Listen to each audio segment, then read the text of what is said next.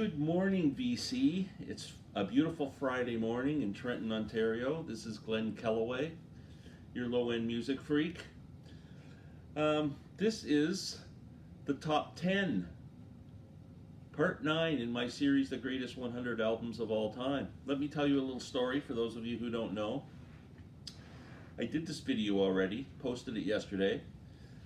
Had a great response from everyone. Thank you so much. More than appreciative. It seems that I had a copyright infringement. I played a bit of Greg Lake's isolated vocal performance for Epitaph off of King Crimson's In the Court of the Crimson King. It's a beautiful performance. It's too bad you're never going to get to hear it again on my channel, because I got an email this morning when I got up that said my video has been blocked until I remove the song. King Crimson charged me with a copyright infringement, or whoever does that. Too bad, because it was a pretty good video. I had lots of people, if you haven't seen it, I had a lot of people come out. It was kind of like a Busby Berkeley musical. Esther Williams was swimming in the pool. Carmen Miranda was out dancing with a hat. It was incredible. It's too bad you missed it. But I'm going to do it again for those of you who didn't see it. I think I had 52 views before it was taken off, so which is pretty good for one day for me. So I'm going to do it again. I didn't pull vinyl this time because it takes longer and I'm just tired, man. So let's do it again. A little quicker this time. I'll go through the list. So number 10 was Physical Graffiti, Led Zeppelin. Led Zeppelin's double album, released in 1975. I'm going to do all this from memory too. Let's see how good my memory is. Released in 1975. When they recorded this album, they had 3 great sides of music recorded. Looking for music for the 4th side, and really didn't come up with anything new, so they went back into the vault and pulled out some unused tracks from Houses of the Holy, and that's how they made up side 4. Anyway, great album. Cashmere's on this album. Custard Pie. I love In My Time of Dying. In the Light is a great song. Great album. Number 10, Physical Graffiti. Number 9, Yes, Close to the Edge. I was late to the party on Yes. Didn't really get into them in the 70s. When I finally did figure it all out, they become one of my favorite bands. Incredible band. This is an incredible album. Close to the Edge, number 9. That was the last album they did with Bill Bruford too, before he left and went to King Crimson. Number 8, The Beatles, Revolver. So when I did the video yesterday, a friend of mine was very puzzled because I said this is my second favorite Beatle album, but I didn't rank it.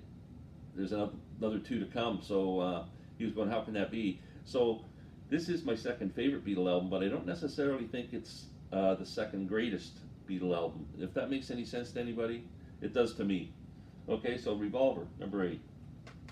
Number 7, The Great Exile on Main Street. The best Stones album. Not that there aren't. I love Beggar's Banquet, Sticky Fingers, Rolling Stones Now. I just love their whole catalog. Great band. Well, up until Tattoo You and on, but anything before that, incredible. Saw the Stones in '72 on this tour, Exile on Main Street, with Stevie Wonder opening at Maple Leaf Gardens. Great album. My second favorite Stones song, my favorite song is Moonlight Mile off of Sticky Fingers. My second favorite Stones song is Tumblin' Dice. It's off of this album. Sweet Virginia's on here, All Down the Line, rocks off, leads off the album. Great album.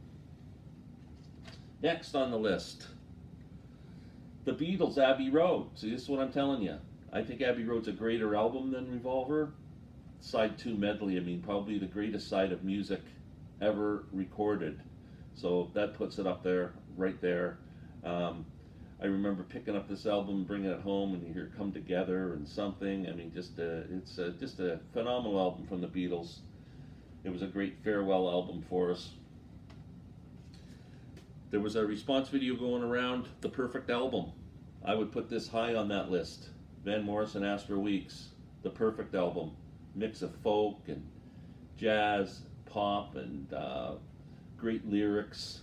Beautiful, beautiful album. Astro Weeks. After this came out, this is his second album, came out after the album Blowing Your Mind with Brown Eyed Girl and He Ain't Give You None and TB Sheets, and just totally different kind of R&B, soul, rock thing. And then to come up with something totally different like this was so eye-opening, so good. Beautiful album. My favorite Van Morrison song, Madame George, is on this album. If you're not familiar with Astro Weeks, you should be. Next, the culprit of me having to sit here and do this again. In the Court of the Crimson King, King Crimson, released in 1969. Greg Lake's incredible vocal performances on this album. Oh man, now every time I listen to them, I'm going to think, they made me do that video twice. I should have taken this out of the top 10 this time, just to punish them. But anyway, I can't. I love this album so much.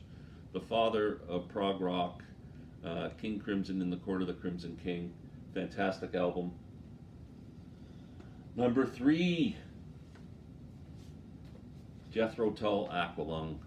First Jethro Tull album I bought, even though I was aware of the other ones that came out, I just never put the money down and bought them. But when I went to the record store and saw this cover, I had to own it. 1971, I took it home and put it on. Man, oh man, it just, every note of this album sang to me. I absolutely love it. It's kind of a concept album in the way all the songs flow together. It's got beautiful little medleys and songs, little ditties, and Wondering Aloud, Mother Goose, Locomotive Breath is incredible rocker. The final song, My God, and the hymn 47 or whatever is incredible. Just an incredible album. Martin Barr is such a great guitar player. Ian Anderson with the flute and the acoustic and his lyrics. Fantastic album. Another perfect album, in my opinion. Number 2, my second favorite artist of all time, Mr. D, Bob Dylan, Blonde on Blonde. What can you say about this album? Rock's first double album. Unless Freak Out by the Mothers beat it. I can never figure that out, but they're 1-2 anyway for double albums in rock music. This is an incredible album. Bob recorded it in Nashville with all the Nashville session guys. Just Like a Woman's on here, and I Want You. For the people who aren't Dylan fans, you've probably heard those songs on the radio. But Visions of Johanna, which is my favorite Dylan songs on here. The epic song Sad Eyed Lady, The Lowlands, that took up the whole side of the record, which was something unheard of in those days. Just great. Bob at his best. The Thin Mercury Sound. Blonde on Blonde. And number 1, drum roll.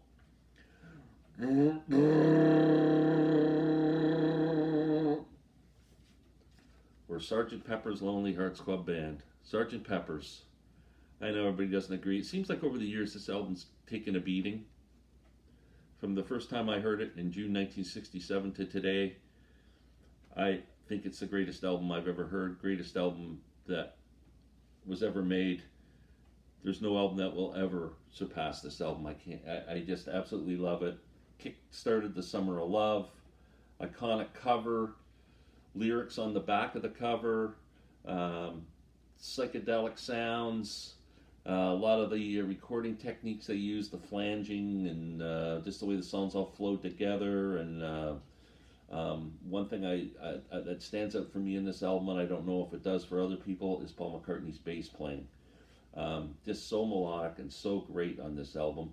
If you've ever seen the documentary, The Making of Sgt. Pepper, there's a scene with George Martin sitting at the console, and he's kind of playing some parts of the album and isolating things, and Paul joins him, and they're isolating Paul's bass track, and Paul makes the comment that he loved to wait until the song was completed and then put the bass tracks on at the end, which is pretty odd for a recording process, I think, which allowed him to more freedom to create some melodic bass riffs, and it shines through on this album. Next time you listen to it, just focus on Paul's bass playing. Incredible.